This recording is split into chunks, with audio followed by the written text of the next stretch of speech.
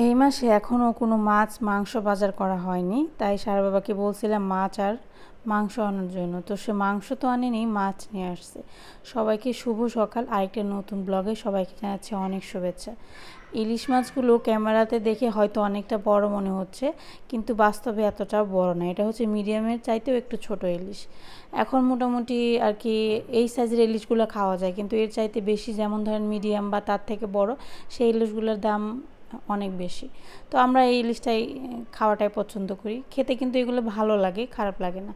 তো এখানে ইলিশ হচ্ছে আমি ফ্রিজিং করে রাখবো, একটু বেশি করে নিয়ে আসছি যাতে এই মাসে আর কোনো মাছের বাজার করতে না হয়। আর সেই সাথে একটা বড় দেখে কাতলা মাছ আনা হয়েছে। অনেক দিন যাবৎ কাতলা মাছ বা রুই মাছ খাওয়া হয় না, তাই বলছিলাম যে একদিন একটা কাতলা মাছ এনো, অনেকদিন যেহেতু খাই না, একটু খেয়ে দেখবো।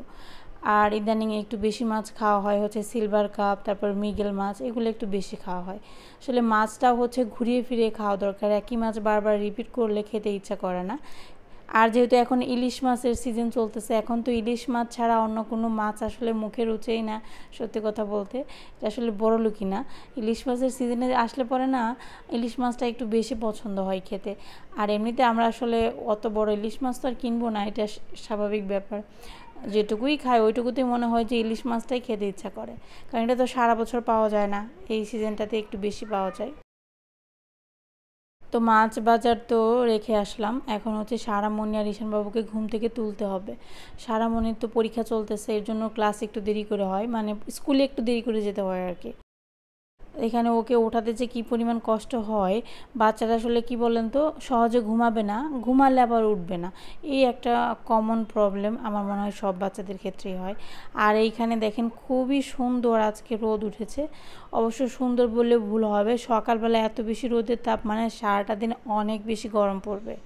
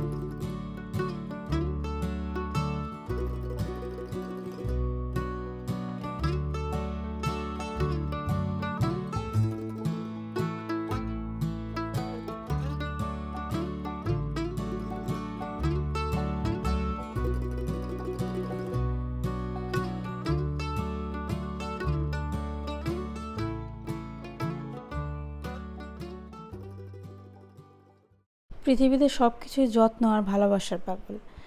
যাকেই যত্ন করবেন, ভালোবাসবেন, সে দেখবেন আপনার পেছন পেছন পড়ে যাবে। কথাটা কেন বললাম বলেন তো, এই গাছগুলোকে একটু ভালোবেসে যত্ন করে সকালবেলা জল দিলে আর একটু বিকেলের দিকে খেয়াল রাখলে দেখবেন যে এত সুন্দরভাবে সবুজ হয়ে উঠবে আর ফুল ফল দেবে না, সেগুলো দেখে আপনার মনে হবে যে এটাই হচ্ছে সাকসেস জীবনের।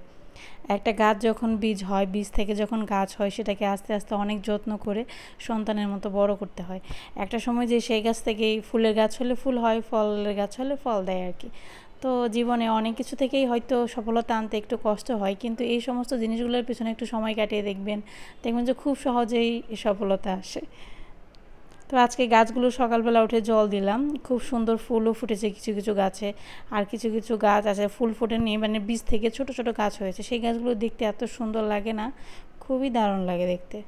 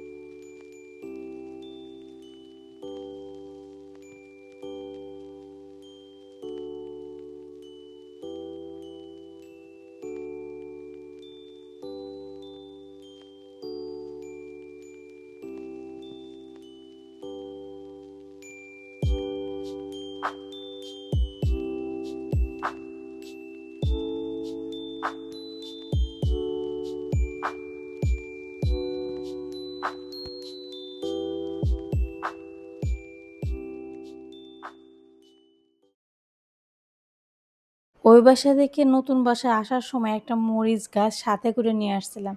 গাছে ২ টা মরিচ আসছিল কিন্তু কাঁচা অবস্থায় তো খেতে পারলাম না। অনেকদিন যাবত আরকি দেখতেছি কিন্তু ছিঁড়তে ইচ্ছা করতেছিল না। তারপর দেখলাম অবশেষে পেকেই গেল। এখন এগুলো কি করব বলেন তো? এগুলো দিয়ে শুকনো মরিচ বানাইতে হবে। তারপর এখান থেকে বীজ বের করে আবার মরিচের চারা লাগাবো। ভালো হবে না বলেন? নিজের হাতে সব তৈরি করা জিনিস। তো এখানে হচ্ছে সারামণি পরীক্ষা দিয়ে চলে আসছে বাসায়।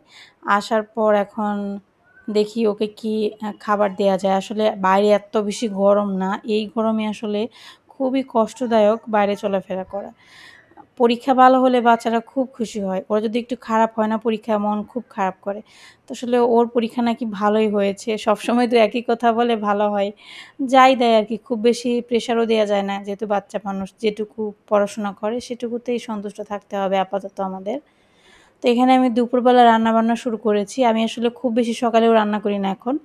ওই ৯টার সময় রান্না শুরু করি। শেষ হতে, হতে 11:30 বা 12টার মতো বেজে যায় মাঝে, মাঝে। সেটা হচ্ছে রান্নার উপর নির্ভর করে। তো আজকে রান্না করব ইলিশ মাছের মাথা দিয়ে পুঁইশাক। অনেকদিন ধরে খেতে ইচ্ছা করতেছিল। হয় একদিন নিরামিষ পড়ে, নয় একদিন আনতে ভুলে যায়। এভাবে দেখা যায় খাওয়া হচ্ছিল না। আজকে নিয়ে আসছে। তবে আজকের পুঁইশাকগুলো একদমই ভালো ছিল না। মাঝখানে একবার পুঁইশাক এনেছিল সারা বাবা। পুঁইশাকগুলো এত সুন্দর ছিল দেখতে আর খেতে এত দারুণ ছিল। আজকের পুঁইশাকগুলো কেমন জানি রান্না করার পর কালচে, কালচে হয়ে গেল। ভালো ছিল না। যাই হোক এখন ঢাকা শহর বলে কথা সবকিছু তো আর নিজের ইচ্ছা অনুযায়ী বা পছন্দ মতো পাওয়া যায় না। সবজি তো আসলে অনেক সময় কাঁচা সবজির চেহারা দেখে বোঝা যায় না আসলে সবজি খেতে কেমন হবে। রান্না করার পর তারপরে বোঝা যায় যে আসলে স্বাদের দিক থেকে কেমন। যাই হোক যেমনই হোক রান্না তো করলাম বাকিটা দেখা যাক কেমন লাগে খেতে। একটু বেশি করে আজকে রান্নাবান্না করেছি পুঁইশাক দিয়ে ইলিশ মাছের মাথা দিয়ে। সকালবেলা যে কাতলা মাছটা ধুয়ে রাখলাম না সেই কাতলা মাছ দিয়ে আজকে রান্না করব। ভাবলাম টাটকা মাছ আজকে বাজার থেকে নিয়ে আসছে আজকেই খেয়ে দেখি। এখানে হলুদ মরিচ লবণ মাখিয়ে মাছগুলো প্রথমে সুন্দর করে ভেজে নেব। ইদানিং আমার একটা সমস্যা হয়েছে সেটা হচ্ছে আমার মুখের মধ্যে একটু প্রবলেম হয়েছে বলতে পারেন যে এক ধরনের ঘা জাতীয়। আমি এখন মুখে লবণ, ঝাল, মিষ্টি, টক কোনো কিছুর টেস্টই পাই না। আজকে আমি রান্নাটা শুধুমাত্র নিজের আন্দাজের উপরই করেছি। জানি না কতটুকু ঠিকমতো হয়েছে। নিজে যদি টেস্ট করতে না পারি না তাহলে আসলে বোঝা যায় না যে খাবারের টেস্টটা কেমন হলো বা তরকারিতে কী মশলাটা ব্যবহার করলে আরেকটু টেস্ট আসবে। সেটা বোঝার জন্য তো নিজের টেস্ট করার ক্ষমতাটা আসলে ঠিক থাকা দরকার। তো জানি না হঠাৎ করে কেন হলো, সকালবেলা ঘুম থেকে উঠে দেখি যে মুখের এই অবস্থা। এখন মেডিসিন তো নিবো কিনা ভাবতেছি কারণ এই সমস্ত অসুখ আসলে এমনিতেই সেরে যায় ২-৩ দিন সময় লাগে। আর মেডিসিন সবসময় সব অসুখের জন্য খাওয়াটা ভালো না। কিছু, কিছু অসুখের জন্য এমনিতেও সেটা রিমুভ করাটাই বেটার।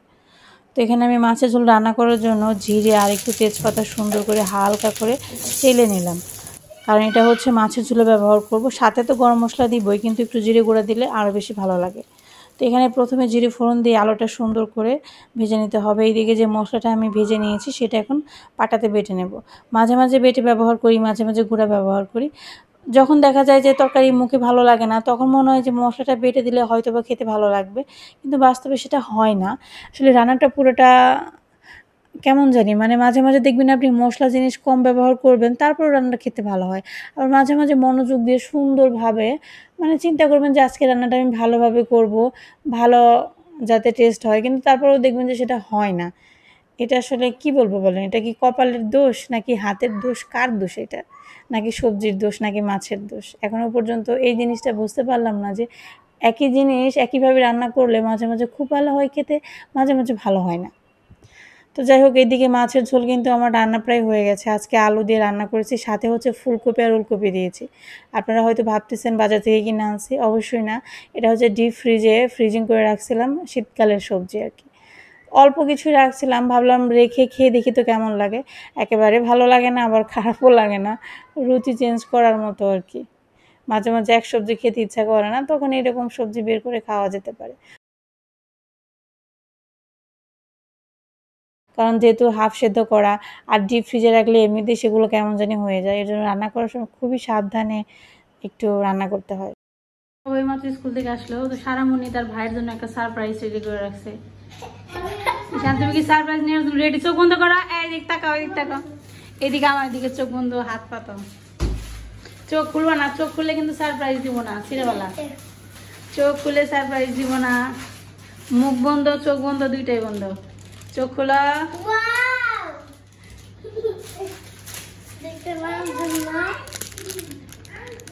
তারপরে তোমারটা কি করছে, কি হয়েছে? তুমি কেন খাইলে? আমাদের সাথে একসাথে খাইতে পারতা না? এটা কি কালার? বাবার বাবা, সারপ্রাইজ দিতে আইপিস আবার সবুজ কালার না গো তোর?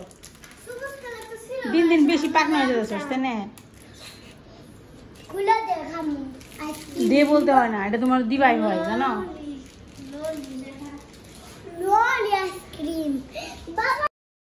এবার হচ্ছে বাটা মাছ ভাজি করব।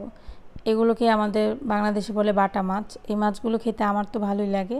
হলুদ মরিচ লবণ একদম ঠিক মতো দিয়ে তারপরে একটু বেশি তেলে মুচমুচো করে ভেজে খেলে না দারুণ লাগে।